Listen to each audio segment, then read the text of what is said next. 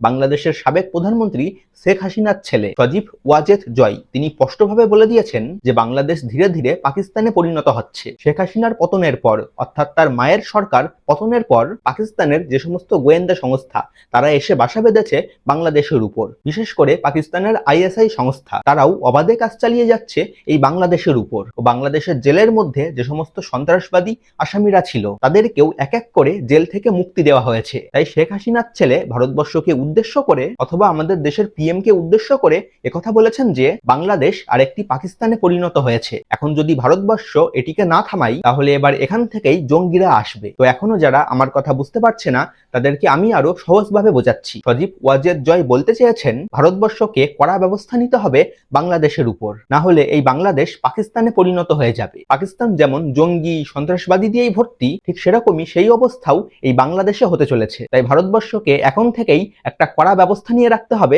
বাংলাদেশের উপর, বাংলাদেশকে একদম চোখে চোখে রাখতে হবে। তো এটাই সজীব ওয়াজেদ জয় আমাদের ভারতবর্ষকে বলতে চেয়েছেন।